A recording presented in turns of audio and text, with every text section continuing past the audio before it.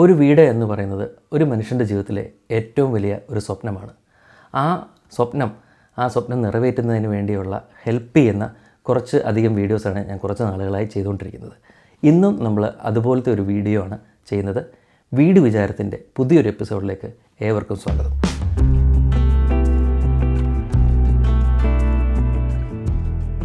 നമുക്കേവർക്കും അറിയാം, ഈ അടുത്ത സമയത്ത് നമുക്കൊരു ദുരന്തമുണ്ടായത്. അതായത് നമ്മുടെ ഒരു നാഷണൽ ഹൈവേ മലപ്പുറത്ത് തകർന്നു വീഴുകയുണ്ടായി.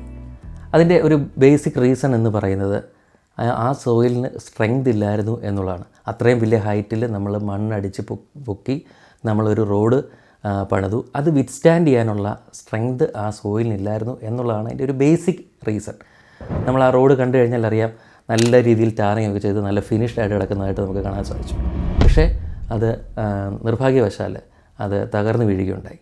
നമുക്ക് അത് നമ്മുടെ പൊതു സ്വത്തിന് വലിയ നഷ്ടമുണ്ടാക്കിയ ഒരു കാര്യമാണ്.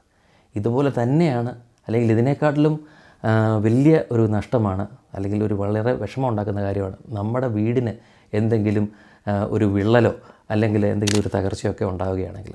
നമ്മൾ ജീവിതത്തിൽ വളരെ സ്വപ്നതുല്യമായിട്ട് പണിത് തീർക്കുന്ന വീടുകൾ, അല്ലെങ്കിൽ നമ്മൾ ബഡ്ജറ്റ് ഫ്രണ്ട്ലി ആയിട്ടൊരു വീടൊക്കെ പണിയുമ്പോൾ ശ്രദ്ധിക്കാതെ പോകുന്നൊരു കാര്യമാണ്, ഞാൻ എൻ്റെ വീടിന് പ്രോപ്പർ ഫൗണ്ടേഷനാണോ ചെയ്യുന്നത് എന്നുള്ളത്.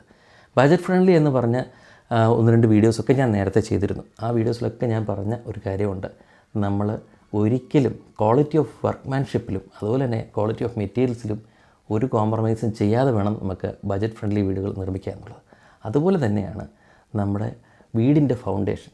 നിങ്ങൾ ഒരിക്കലും ടെൻഷൻ അടിക്കേണ്ട ഒരു വലിയൊരു കാര്യമല്ല, പക്ഷേ എങ്കിൽ പോലും ശ്രദ്ധിക്കേണ്ട ഒരു കാര്യമാണ്. ഇപ്പം നമ്മുടെ വീടുകളിലൊക്കെ ചെറിയ പ്ലാസ്റ്ററിങ്ങിലൊക്കെ ചെറിയ ചിഹ്നലുകളൊക്കെ കാണാം. അതൊരിക്കലും ഒരു സ്ട്രക്ചറൽ ഫെയിലിയർ ആണെന്നോ അങ്ങനെയൊന്നും അല്ല ഞാൻ പറഞ്ഞു വരുന്നത്, അങ്ങനെയല്ല ഉദ്ദേശിച്ചത്. പക്ഷേ നമ്മൾ വീട് പണിയുമ്പോൾ നമ്മൾ പ്രോപ്പറായിട്ട് നമ്മൾ അതിൻ്റെ ഫൗണ്ടേഷൻ ഡിസൈൻ ചെയ്തില്ല എങ്കിൽ നമ്മുടെ വീടിൽ വലിയ നഷ്ടങ്ങൾ, ചരിവുകൾ സംഭവിക്കാം, അല്ലെങ്കിൽ വലിയ വിള്ളലുകൾ ഒക്കെ സംഭവിക്കാം. അങ്ങനെയൊക്കെയുള്ള നഷ്ടങ്ങൾ നമുക്ക് സംഭവിക്കാം. പിന്നെ ഇതോടൊപ്പം തന്നെ എല്ലാവരുടെയും വിചാരമുണ്ട്, നമ്മളൊരു ഫൗണ്ടേഷൻ പ്രോപ്പറായിട്ട് സ്ട്രക്ചറൽ എഞ്ചിനീയറിംഗ് ഡിസൈനൊക്കെ ചെയ്ത് കഴിഞ്ഞാൽ ഒത്തിരി എക്സ്പെൻസീവ് ആകുമോ എന്നുള്ളത്. ശരിക്കും പറഞ്ഞാൽ അങ്ങനെയല്ല.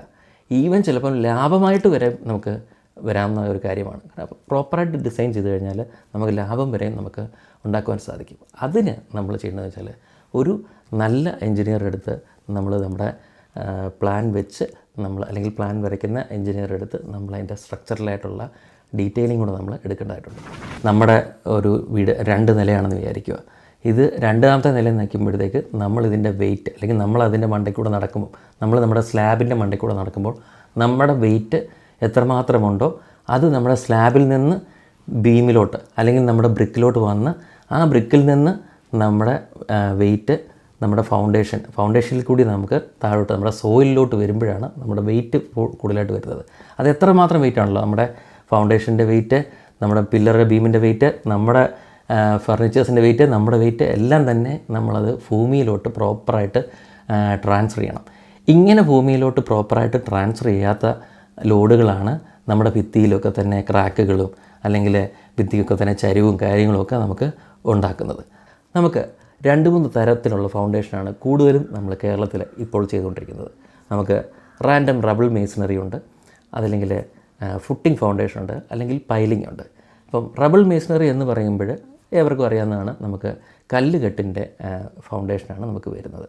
ഫുട്ടിംഗ് ഫൗണ്ടേഷൻ എന്ന് പറയുമ്പോഴത്തേക്ക് നമ്മളിവിടെ ചെയ്യുന്നത് ഐസൊലേറ്റഡ് ഫുട്ടിംഗ് എന്നുള്ള ഒരു മെത്തേഡാണ്. നമ്മൾ സാധാരണ പറയുകയാണെങ്കിൽ കോളം, അതായത് പില്ലർ ബീം മെത്തേഡ് എന്ന് നമ്മൾ പറയും. മൂന്നാമത് വരുന്നതെന്ന് വെച്ച് കഴിഞ്ഞാൽ നമുക്ക് പൈലിംഗ് ഫൗണ്ടേഷനാണ്. അതായത് വളരെ ലൂസ് സോയിലാണെങ്കിൽ പൈലുകൾ നമ്മൾ ചെയ്തുകൊണ്ടുള്ള ഫൗണ്ടേഷൻ നമുക്ക് ചെയ്യേണ്ടതായിട്ട് വരും. നമ്മൾ ആദ്യമേ ഒരു വീട് പണിയുമ്പോൾ നമ്മൾ ഇതിനകത്ത് ഏത് ഫൗണ്ടേഷൻ നമ്മൾ ചെയ്യണം എന്നുള്ളത് നമ്മൾ തീർച്ചയായും നമ്മൾ അനലൈസ് ചെയ്തിരിക്കണം.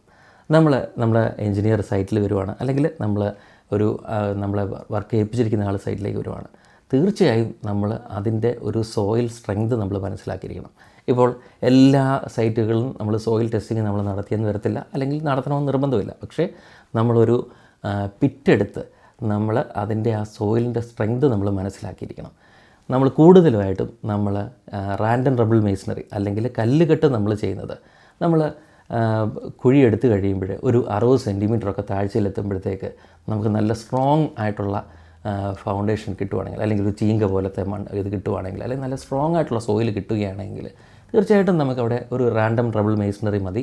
നമ്മൾ ഒരു 60 സെൻറ്റിമീറ്റർ താഴ്ചയിൽ തൊട്ട് നമ്മൾ കല്ലിട്ട് നമ്മൾ കെട്ടി വന്ന് നമ്മൾ മേളിൽ ഒരു പ്ലിന്ത് ബെൽറ്റ് നമ്മൾ ചെയ്തുകൊണ്ട് നമുക്ക് നമ്മുടെ ഫൗണ്ടേഷൻ പൂർത്തീകരിക്കാൻ സാധിക്കും.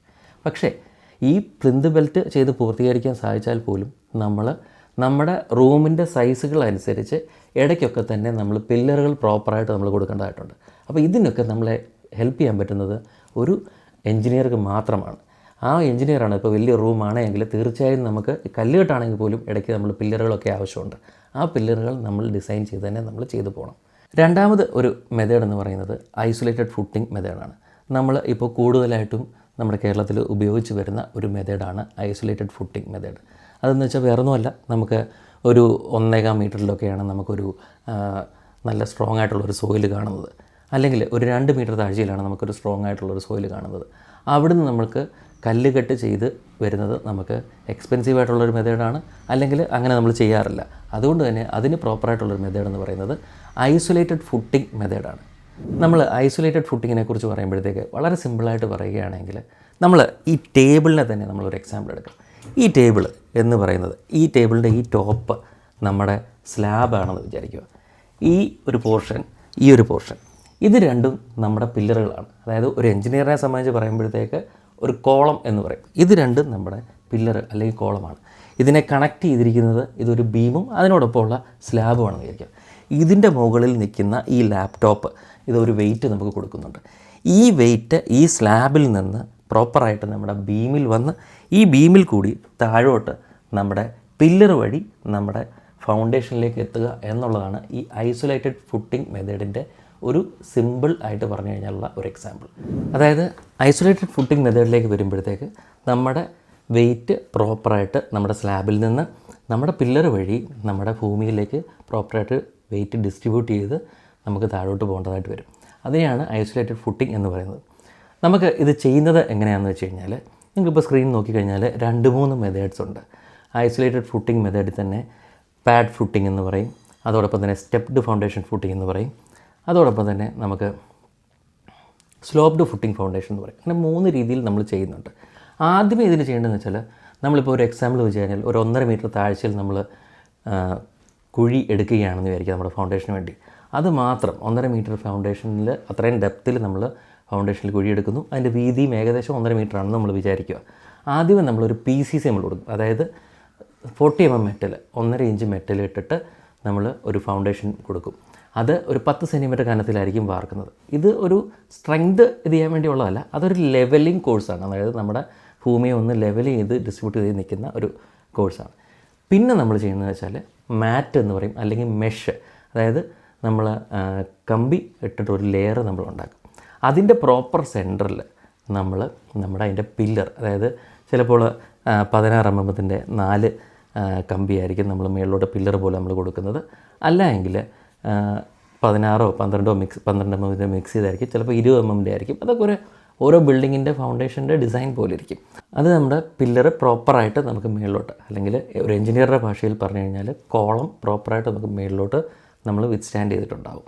അതിൽ നിന്നാണ് നമ്മൾ പിന്നെ പ്ലിന്ത് ബീം നമ്മൾ കോൺക്രീറ്റ് ചെയ്യുന്നത്. നമ്മൾ നേരത്തെ പറഞ്ഞ പോലെ തന്നെ മാറ്റ് നമ്മൾ ഒരു 15 സെൻറ്റിമീറ്റർ ഡെപ്തിൽ നമ്മൾ 20 mm മെറ്റൽ ഇട്ടിട്ടായിരിക്കും നമ്മൾ കോൺക്രീറ്റ് ചെയ്യുന്നത്, അല്ലെങ്കിൽ 3/4 ഇഞ്ച് മെറ്റൽ ഇട്ടിട്ടായിരിക്കും നമ്മൾ കോൺക്രീറ്റ് ചെയ്യുന്നത്. അത് കഴിഞ്ഞിട്ട് നമ്മൾ ഒരു ബോക്സ് പോലെ ചെയ്യുവാണെങ്കിൽ, കോൺക്രീറ്റ് ചെയ്യുവാണെങ്കിൽ, ഒരു ലെയർ കോൺക്രീറ്റ് ചെയ്യുവാണെങ്കിൽ അതിന് പാഡഡ് ഫൗണ്ടേഷൻ എന്ന് പറയും. ചിലപ്പോൾ അതിനെ ഡിസൈൻ ചെയ്തിരിക്കുന്നത് സ്റ്റെപ്ഡ് ആയിട്ടായിരിക്കും. അതായത് 2 തട്ട് പോലെ സ്റ്റെപ്പായിട്ട് സ്ക്വയറായിട്ട് നമ്മൾ വാർക്കുന്നുണ്ടാവും, അത് അങ്ങനെ ചെയ്യുന്നുണ്ടാവും. അല്ലെങ്കിൽ നമ്മൾ സ്ലോപ്ഡ് റോപ്പ് ആയിട്ട് നമ്മൾ അതിൻ്റെ കോൺ പോലെ നമ്മൾ വാർക്കുന്നുണ്ടാവും. അത് കഴിഞ്ഞിട്ട് നമ്മുടെ സ്റ്റെം എന്ന് പറയുമ്പോഴത്തേക്ക് നമ്മൾ 16 mm 4 കമ്പി ആയിരിക്കും ചിലപ്പോൾ ഇടുന്നത്, ചിലപ്പോൾ 12ഉം 16ഉം മിക്സ് ചെയ്തിട്ട് ഒരു 6 കമ്പി ഇടുന്നതിരിക്കാം, അല്ലെങ്കിൽ 20 mm കമ്പി ഇടുന്നതിരിക്കാം. അങ്ങനെ നമ്മൾ സ്റ്റെം പോലെ വരും. അതായത് പില്ലർ നമ്മുടെ ഭൂമിക്കടിയിലുള്ള പില്ലർ നമ്മൾ വാർക്കുന്നുണ്ടാവും. ചിലപ്പോൾ നമ്മുടെ ആൾക്കാർ, അല്ലെങ്കിൽ നമ്മുടെ കോൺട്രാക്ടേഴ്സൊക്കെ പറയും, അല്ലെങ്കിൽ മെയ്സൺസൊക്കെ പറയും കുട്ടി പില്ലർ എന്നൊക്കെ നമ്മൾ പറയും. നമ്മൾ അതെന്ന് പറഞ്ഞു കഴിഞ്ഞാൽ കുട്ടി പില്ലർ അങ്ങനെയൊന്നും അല്ല അതിൻ്റെ കൺസെപ്റ്റ്. ശരിക്കും പറഞ്ഞാൽ നമ്മളത് പ്രോപ്പറായിട്ട് ഡിസൈൻ ചെയ്യണം.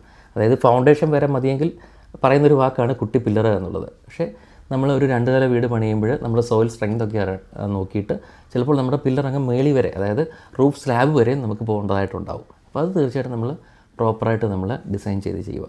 ഇതോടൊപ്പം നമ്മൾ ഫൗണ്ടേഷൻ ലെവൽ എത്തിക്കഴിഞ്ഞാൽ നമ്മൾ പ്ലിന്ത് ബീമുകൾ നമ്മൾ വാർക്കും. അതായത് 45 സെൻറ്റിമീറ്റർ ഹൈറ്റിൽ 20 അല്ലെങ്കിൽ 23 സെൻറ്റിമീറ്റർ വീതിയിൽ നമ്മൾ പ്ലിന്ത് ബീമുകൾ നമ്മൾ വാർക്കുന്നുണ്ടാവും. ഇതിൻ്റെ മണ്ടയ്ക്കാണ് നമ്മൾ നമ്മുടെ ബ്രിക്ക് മേസണറി നമ്മൾ ചെയ്യുന്നത്. ഇങ്ങനെയാണ് ഒരു ഐസൊലേറ്റഡ് ഫുട്ടിംഗ് ഫൗണ്ടേഷൻ്റെ ഒരു മെത്തേഡ് നമുക്ക് ചെയ്യുന്നത്. ഈ പില്ലറുകൾ നമുക്ക് ചിലപ്പോൾ ഫൗണ്ടേഷൻ വരെ ഉണ്ടാകത്തുള്ളൂ. ഞാൻ നേരത്തെ പറഞ്ഞ പോലെ തന്നെ കുട്ടി പില്ലർ എന്നൊക്കെ പറഞ്ഞ് നമ്മൾ പണിയുന്നത് ഫൗണ്ടേഷൻ വരെ നമുക്ക് കാണത്തുള്ളൂ. ചില പില്ലറുകൾ അങ്ങ് ടോപ്പ് വരെ, അതായത് റൂഫ് സ്ലാബ് വരെയും കാണും. റൂഫ് സ്ലാബിൽ നിന്ന് ബീം ചെയ്ത് ബീമിൽ നിന്ന് സ്ലാബ് നമ്മൾ കോൺക്രീറ്റ് ചെയ്യുകയായിരിക്കും നമ്മൾ ചെയ്യുന്നത്. അങ്ങനെയാണ് നമ്മുടെ ഐസൊലേറ്റഡ് ഫുട്ടിംഗ് മെത്തേഡ് നമ്മൾ ചെയ്തു പോകുന്നത്. ഇനിയിപ്പോൾ നമ്മുടെ സോയിൽ, അതായത് നമ്മൾ സോയിൽ ടെസ്റ്റ് നടത്തും. അതായത് ഒരു ബോറ് കുഴിച്ച് അതിൽ നിന്ന് മണ്ണെടുത്ത് നമ്മൾ സോയിൽ ടെസ്റ്റിംഗ് നടത്തും. അത് ചെയ്യുമ്പോൾ വാല്യൂ ഒക്കെ തന്നെ വളരെ കുറവാണെങ്കിൽ നമ്മൾ ഒരു പൈലിംഗ് ഫൗണ്ടേഷനിലേക്ക് പോകണം. പൈലിംഗ് ഫൗണ്ടേഷനിലേക്ക് വരുമ്പോഴത്തേക്ക് നമുക്ക് ഇച്ചൂടെ എക്സ്പെൻസ് വരുന്ന ഒരു കാര്യമാണ്.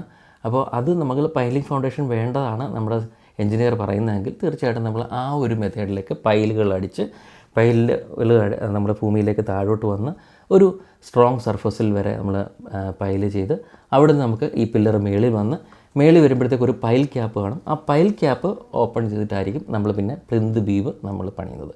അത് നമുക്ക് ഇച്ചൂടെ എക്സ്പെൻസ് വരുന്ന ഒരു കാര്യമാണ്. പക്ഷേ എങ്കിൽ പോലും നമുക്ക് സോയിൽ ടെസ്റ്റ് നടത്തുമ്പോൾ വാല്യൂ തീരെ കുറവാണെങ്കിൽ നമ്മൾ ആ പൈൽ ഫൗണ്ടേഷൻ തന്നെ ചെയ്യേണ്ടതായിട്ട് വരും. അങ്ങനെ നമുക്ക് 3 മെത്തേഡ് ഓഫ് ഫൗണ്ടേഷനെ കുറിച്ച് ഞാനിപ്പോൾ പറയുകയുണ്ടായി. Random double masonry, isolated footing method, അതോടൊപ്പം തന്നെ പൈൽ ഫൗണ്ടേഷൻ.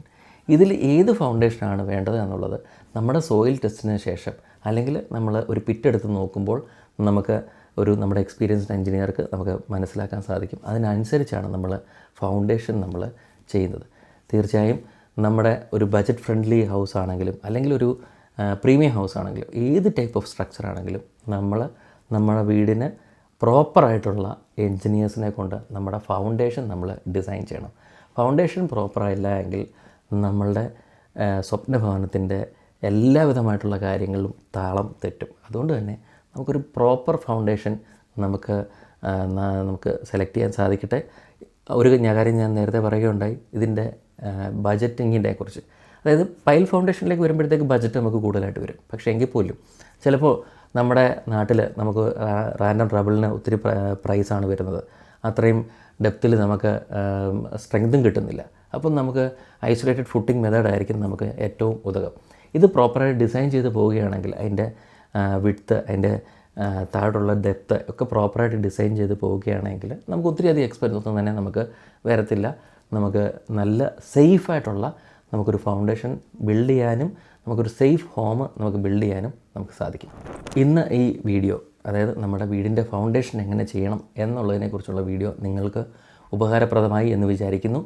വീടിനെക്കുറിച്ചുള്ള അല്ലെങ്കിൽ വീട് പണിയെക്കുറിച്ചുള്ള അല്ലെങ്കിൽ ഡിസൈനിങ്ങിനെക്കുറിച്ചുള്ള ഏത് സംശയങ്ങളും നിങ്ങൾക്ക് ഞങ്ങളോട് ചോദിക്കാം, അല്ലെങ്കിൽ കമൻസിലൂടെ ചോദിക്കാം. അങ്ങനത്തെയുള്ള പുതിയ വീഡിയോസ് ഞങ്ങൾ തീർച്ചയായും ചെയ്യുന്നതായിരിക്കും. വീട് വിചാരത്തിൻ്റെ അടുത്ത ഒരു എപ്പിസോഡിൽ കാണാം. Thank you.